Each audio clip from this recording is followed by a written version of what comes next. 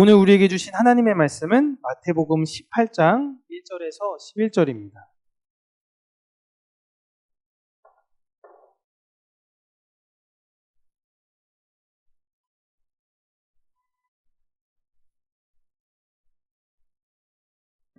마태복음 18장 1절에서 11절 우리 함께 읽도록 하겠습니다. 그때 제자들이 예수께 나와 이르되 천국에서는 누가 크니이까? 예수께서 한 어린 아이를 불러 그들 가운데 세우시고 이르시되 진실로 너희에게 이르노니 너희가 돌이켜 어린 아이들과 같이 되지 아니하면 결단코 천국에 들어가지 못하리라. 그러므로 누구든지 이 어린 나이와 같이 자기를 낮추는 사람이 천국에서 큰 자니라. 또 누구든지 내 이름으로 이런 어린 나이 하나를 영접하면 곧 나를 영접함이니 누구든지 나를 믿는 이 작은 자 중 하나를 실족하게 하면 차라리 연자 맷돌이 그 목에 달려서 깊은 바다에 빠뜨려지는 것이 나으니라. 실족하게 하는 일들이 있음으로 말미암아 세상에 화가 있도다. 실족하게 하는 일이 없을 수는 없으나 실족하게 하는 그 사람에게는 화가 있도다. 만일 내 손이 내 발이 너를 범죄하게 하거든 찍어 내버리라. 다리 저는 자로 영생에 들어가는 것이 두 손과 두 발을 가지고 영원한 불에 던져지는 것보다 나으니라. 만일 내 눈이 너를 범죄하게 하거든 빼어 내버리라. 한 눈으로 영생에 들어가는 것이 두 눈을 가지고 지옥불에 던져지는 것보다 나으니라. 삼가 이 작은 자 중에 하나도 없인 여기지 말라. 너희에게 말하노니 그들의 천사들이 하늘에서 하늘에 계신 내 아버지의 얼굴을 항상 배움느니라. 없음. 아멘. 제가 없음이라는 것을 무슨 내용인지는 그 의미에 대해서 설명드렸죠? 다시 한번 잊어버릴 수 있으니까요. 성경에는 여러 가지 사본이 있습니다. 그 사본 중에 권위가 있는 사본이 있고 권위가 좀 적은 사본이 있어요. 바티칸 사본, 사회 사본 이런 게 대표적으로 굉장히 권위 있는 성경입니다. 또 놀라운 게요. 성경과 성경이 발견될 때 이 성경과 성경을 딱 대조해서 봅니다. 그럼 놀라우면요. 거의 99%의 내용이 정확하다라는 것입니다. 여기선 이 사람이 필사했고 여기선 저 사람이 필사했고 수백 년 걸려가지고 이 필사의 내용도 달랐는데 둘이 딱 대조해보면 내용이 같더라라는 것입니다. 이게 되게 놀라운 건데요. 그런데 없음이라고 하는 내용은 어떠한 작은 사본, 어떠는 파편만 발견되는 게 있습니다. 마태복음이 발견됐어. 어디선 누가복음만 발견됐어. 이런 파편들이 있는 사본들이 있는데 그 사본과 비교해 놓고 봤을 때 어떤 사본에는 11절의 내용이 있고 대부분 권위 있는 사본에는 11절의 내용이 없기 때문에 권위 있는 사본을 기준으로 11절의 내용은 없다라고 적어 놓는 거예요. 그런데 성경 보시면요. 저는 그냥 일반적인 모든 성경 밑에 아마 주석하고 11절엔 이런 내용이 있습니다. 라고 다 적혀 있을 거예요. 물론 없는 것도 있습니다. 오늘의 설교 내용은요. 사실 이 수해로 인해서 수고하고 애쓰는 우리 장로님, 권사님, 집사님들 또한 우리 청년, 수많은 사람들에게는 다소 좀 아쉬운 내용의 설교가 아닌가라고 생각이 듭니다. 일반적으로 많은 달란트를 가지고 많은 일을 한 사람들을 천국에서 더 높은 사람이 되거나 천국에서 더 많이 누릴 것이라고 생각해요. 그러니까 이 세상에서 흔히 말해 주의 일을 더 많이 했다. 주의 일을 더 풍성하게 했다. 이 사람들이 천국에선 더 많은 것을 누리고 더 높은 지위에 있을 거라고 생각합니다. 자본주의 사회에서 그런 생각은 너무나도 당연해요.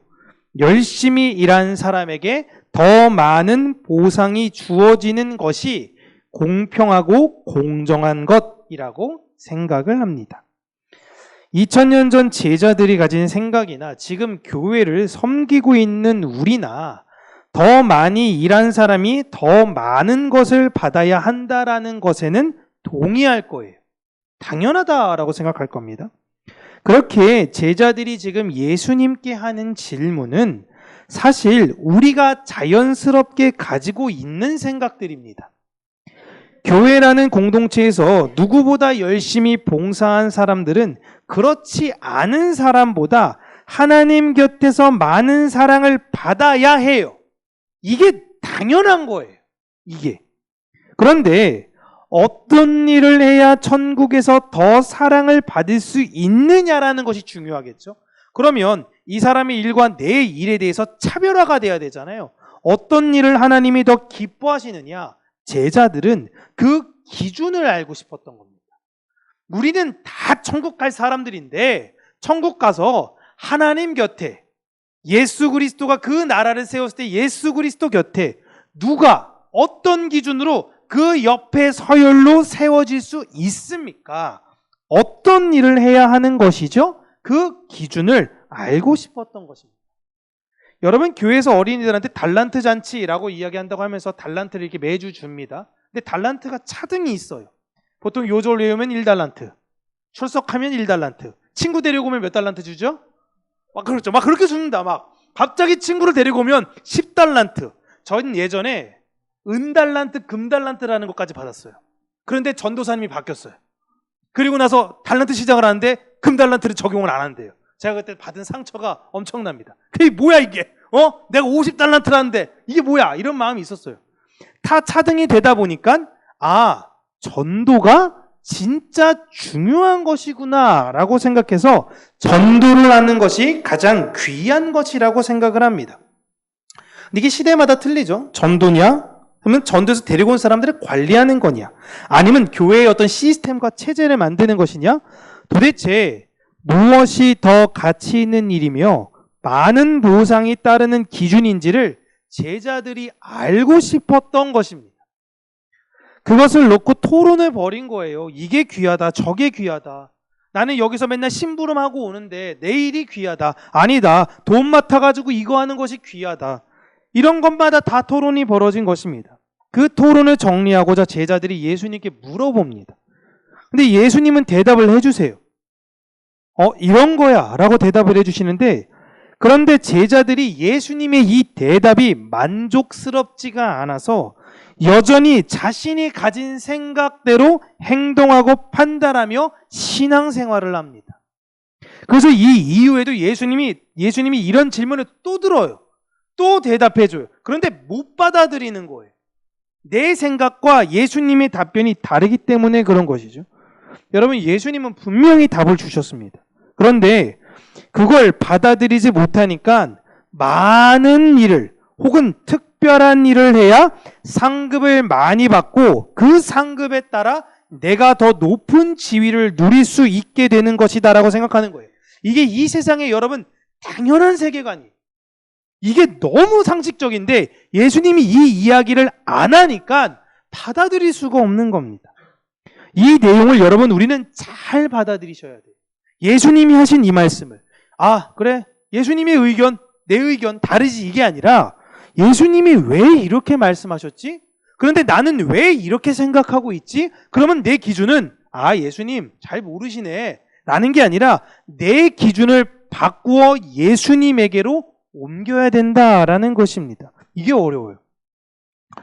예수님은 천국에서 가장 높은 사람이 어린 아이와 같이 자신을 낮추는 사람이라고 이야기하세요. 어린 아이와 같이 자신을 낮춘대요. 거기서 예수님이 하나를 더 하시는데 이 어린 아이 같지 않으면 천국에 들어가지 못한다는 겁니다. 지금 제자들은요, 자신들은 당연하게 천국 들어간다라고 생각해요. 여기 계신 우리 성도님들도 당연히 나는 천국에 들어갑니다 라고 생각하시죠? 제자들도 당연히 그렇게 생각했습니다. 문제는 거기 들어가도 내가 너보다 높냐? 너보다 낫냐? 이 문제를 얘기했던 거예요. 그런데 예수님은 들어갈 자격에서부터 다시 생각하라는 겁니다. 예수님은 지금 물어보신 것에 대한 답변으로는 너희들 진짜 천국에 들어갈 수 있어? 라고 물어보시는 거예요. 너희들은 무슨 근거로 천국에 들어갈 수 있어? 라는 거죠. 천국에 가는 사람들은 자신을 낮춰서 모든 대상들을 순수하게 대한다 라고 어린아이 비유를 하시는 거예요.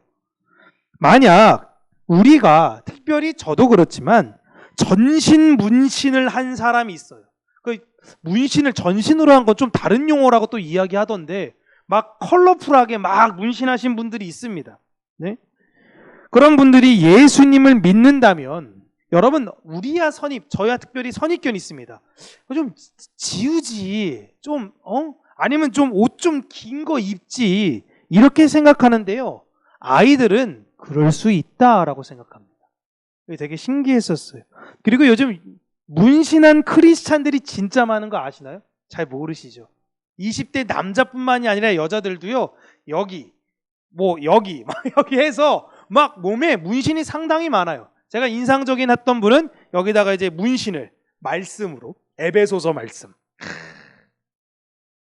아내를 사랑하기를 주께서 교회를 사랑하는 것 사랑하듯이 하라, 이걸 여기다 적었어요. 무슨 의미입니까? 어쨌든 네, 그런 거 충분히 있을 수 있습니다. 근데 좀 받아들이시기 힘드시죠? 여러분, 목사인 제가 어느 날 은혜 받고 와서 문신하고 왔다고 생각해 보세요. 여기다가 이렇게 오직 예수, 위에 까는데 뒤에 십자가, 이런 거 딱 하고 있으면 여러분 괜찮으시겠어요? 네? 어디 뭐 출소하셨어요? 막 주변에서 가뜩이나 외모가 좀 약간 범상치 않은데 그렇게 오해할 수 있겠죠. 그런데 자신의 죄를 고백하고 예수를 믿기로 한 어떤 사람이 있어요. 그 사람이 문신을 했건 뭘 했건 그 사람의 과거가 어떻든 그 사람의 외적인 것을 가지고 지적하면서 최소한의 자격이라느니 이렇게 저렇게 신앙생활 하라고 훈수를 두어, 물론 권면까지는 우리를 기도하다가 할 수 있으나 훈수를 두어서 그 결과 그 사람이 예수를 믿는 걸 버려요. 예수 믿는 걸 떠납니다. 예수 믿는 것을 방해하게 된다면 차라리 연자맷돌을 목에 걸고 죽어라 라고 하신 겁니다. 이 내용의 가장 위험한 사람은 목회자, 저를 비롯한 신앙생활을 오래 하신 분들이죠. 그렇다면 예수님은 하필이면 이런 큰 돌을 목에 메고 죽으라고 하셨던 것인가요?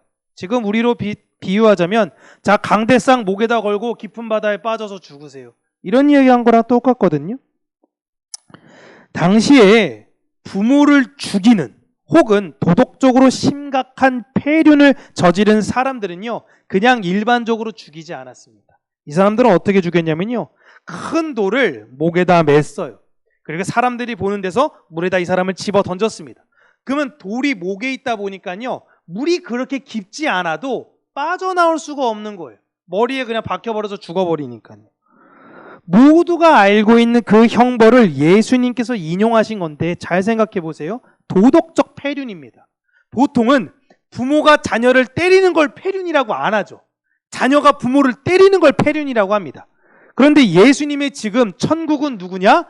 어린 아이와 같아야 한다라는 거예요. 부모가 자녀를 시험에 들게 할 경우 부모더러 죽어라 라고 이야기를 하신 거예요. 그러니까 거꾸로 예수님께서 지금 말씀하시는 겁니다. 거기에 과장을 하셔서 큰 돌 정도가 아니라 동네에 가장 중요하며 거대한 연자맷돌을 거론하시며 그 사람이 지은 그 죄가 너무너무 무겁다라는 걸 강조하고 계시는 거예요. 여러분, 이건 율법에 거론된 형벌이 아닙니다. 율법은 돌에 목을 매달아서 죽어라 이런 것이 없어요. 돌로 쳐서 죽여라 라고 이야기한 것이지, 돌이라는 것이 제가 언약이 죄를 부순다라는 상징으로 말씀을 드렸죠. 돌이 아버지와 아들, 그러니까 아버지가 그 재산, 그 모든 것들, 자신의 정신과 세계를 모두 자녀에게 상속하듯이 그 돌의 영원한 상속성, 하나님께서 우리에게 주신 그 언약을 가지고 죄라는 것을 때려서 죽이는 그 상징적인 것인데, 만약 누군가 언약을 믿고 받아들이기로 한 사람을 방해한다면, 그는 성령의 사역을 막는 자로서 차라리 죽는 것이 더 낫다라고 이야기를 하시는 것이죠. 마태복음 12장 31절과 32절 함께 읽겠습니다. 그러므로 내가 너희에게 이르노니 사람에 대한 모든 죄와 모독은 사하심을 얻되 성령을 모독하는 것은 사하심을 얻지 못하겠고 또 누구든지 말로 인자를 거역하면 사하심을 얻되 누구든지 말로 성령을 거역하면 이 세상과 오는 세상에서도 사하심을 얻지 못하리라. 아멘. 우리는 내가 누군가를 하나님에게로 가는 길을 막는 사람이 아닌가라는 걸 생각해 봐야 한다라는 것입니다. 주의하고 또 주의해야 해요. 이러기가 어려워라고 예수님께서 말씀하십니다. 제자들도 어린아이들 막 예수님에게 못 오게 막았거든요. 이런 작은 의미로서는 그렇게 우리가 잘못 행동할 수 있어요. 그렇게 우리는 주의하고 또 주의해야 하는 것입니다. 여러분, 아이들은 어떠한 특징이 있냐면요. 아이들은 다른 사람의 인생에 관심이 없습니다. 천국은 부모만을 바라보며 자신의 삶을 다듬는 어린 아이들이 가는 곳이에요. 너는 왜 그래? 너는 왜 그래? 라는 것이 아니라 나는 어떤 사람이지? 나는 왜 살아야 되지? 왜 사춘기가 있죠? 나는 어떤 존재지? 나는 죽으면 어디로 가지? 이걸 심각하게 고민하는 시기입니다. 그런데 이 시기가 지나가면 얘네들이 어른이 돼요. 어른이 되는 순간 나는 잊어버리고요. 내가 쟤보다는 잘 살아야지. 얘보다는 부자 돼야지. 이렇게 살아갑니다. 이런 어른들은 천국에 못 간다라는 것입니다. 그런데 교회에 수십 년 다니는 사람들이 예수님의 이 말씀을 잘 못 믿어요. 예수님은 만약에 나에게 이러한 것들을 방해하는 것, 자꾸만 나를 방해하는 손과 발이 있다면 찍어버려라 라고 말씀을 하셨습니다. 다른 사람의 손과 발을 찍어 다른 사람의 눈을 뽑아 다른 사람의 잘못을 지적해 라는 것이 아니라 네가 다른 사람을 자꾸만 비교하고 판단하려고 하는 네 손과 네 발과 네 눈, 네 것을 네가 찍어버려. 너는 네 할렐루야. 네. 더 작게. 너는 네 상황만 보면 된다라는 것입니다. 내 주변 사람을 우선하여 다른 사람들을 보는 내가 변해야 되는 거예요. 저 사람은 저래서 안 돼. 저 사람은 이래서 안 돼. 참 신앙생활 참 못하네 라는 것이 아니라 나만 생각하는 거예요. 내 신앙. 예수를 믿기로 했던 그 연약한 사람, 여러분, 제가 한 청년과 문신을 했던 한 청년과 대화를 쭉 나눈 적이 있었습니다. 교회에 자주 출석을 해요. 예배를 드리는데 여름에도 긴팔을 입고 교회를 갑니다. 이거를 지워야 되는데 잘 엄두가 안 나요. 너무 어린 시절에 호기롭게 했는데. 그리고 늘 교회에 나갈 때마다 이 문신이 자기 안에 짐이 되어서 늘 누구한테 걸릴까봐 전전긍긍 하더라고요. 이렇게 저렇게 이야기하면서 제가 자유를 줬어요. 목사님, 이거에 대해서 목사님은 어떻게 생각하세요? 주님께서 너한테 뭐라 그러셨어? 라고 하네요. 그것까지는 아직 대답을 못 들었대요. 주님이 너에게 뭐라고 하지 않으셨는데 내가 너한테 무슨 자격으로 뭐라고 하겠니? 거기에 대해서 그냥 자유해. 너 만약에 네가 신앙생활 계속하는데 그게 너 안에 짐이 되고 방해가 된다면 지워. 그런데 그렇지 않다면 일단 그렇게 다녀. 라고 이야기는 하게 되었습니다. 예수를 믿기로 했던 아주 가난하고 연약한 사람들, 그 마음이 상하기 쉬운 그 사람이 하나님을 향한 그 길에 내가 시험을 주고 방해를 하게 된다면, 오늘 보시면요 10절에 그 사람의 곁에 있던 천사들이 하나님 앞에서 그 사람을 고발할 거다라고 이야기하시죠. 하나님 믿는 자들에게는요 여러분 천사가 있습니다. 이 말씀을 근거로 우리가 수호천사라는 이야기가 나온 거예요. 예수님께서 말씀하셨으니까 분명히 천사가 있어요. 그런데 우리는 안 보이죠. 내가 하나님의 백성으로 하나님께 기도하듯이 그 사람이 하나님의 백성으로 하나님께 기도하는 걸 하나님께서 들으십니다. 우리는 판단하지 않을 수 없으나 판단하지 않으려고 애써야 하고요. 정죄하지 않을 수는 없으나 정죄하지 않으려고 애써야 하는 거예요. 그런데 내가 누군가를 정죄하지 않고 판단하지 않으려면 딱 하나밖에 없어요. 사랑하는 방법밖에 없어요. 그 사람을 사랑하려고 애써야 되는 거예요. 사랑하면 돼요. 예수님은 천국에서 누가 큰 사람이냐고 논쟁을 한 제자들에게 천국은 어린아이가 가장 큰 사람이다 라고 말씀해 주십니다. 이 말씀은 내가 큰 사람이라고 생각이 없는 사람들, 나는 큰 사람이 아니에요, 저는 큰 사람이 아닙니다 라고 생각하는, 진심으로 그렇게 생각하는 사람이 큰 사람이고, 그들은 이 세상에서 하늘나라에 관한 상급이나 명예에 집착하지 않게 되는 겁니다. 나보다 훌륭하신 분들 많은데 내가 무슨 그분들 앞에서 상급 이야기를 할 수 있겠습니까? 내가 무슨 그분들 앞에서 명예 이야기를 할 수 있겠습니까? 저는 그저 천국에 들어간 것만으로도 감사할 따름입니다 라는 고백이 나오죠. 그리고 천국은 누가 들어가냐? 이러한 고백을 하는 사람들이 들어간다라고 하셨어요.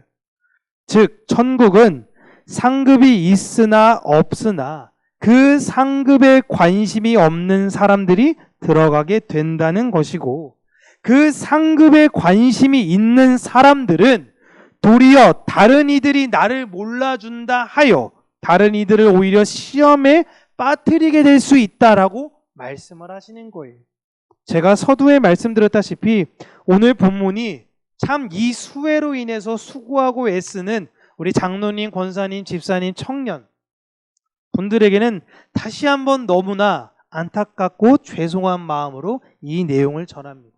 저도 진짜 하나님의 놀랍고 크신 은혜가, 그 축복이 열심히 수고하고 헌신한 분들에게 갑절로 있기를 바라요. 정말 풍성하게 있기를 원하고 그 집안이 대대로 하나님의 그 놀라운 은혜와 영향력이 끼쳐지기를 원하고 바라고 기도해요. 그러나 예수님께서는 천국은 누가 들어가느냐?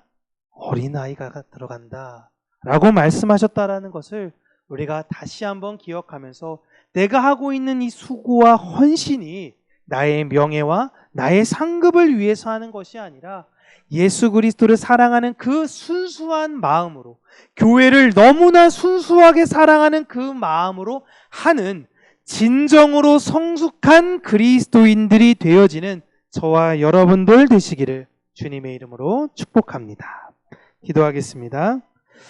살아계신 하나님 아버지, 우리가 순수하게 어린아이와 같이 천국을 소망하며 살아가며 그 은혜로 우리가 다시금 복음을 증거하는 자들이 되어지기를 간절히 간구하고 소원합니다.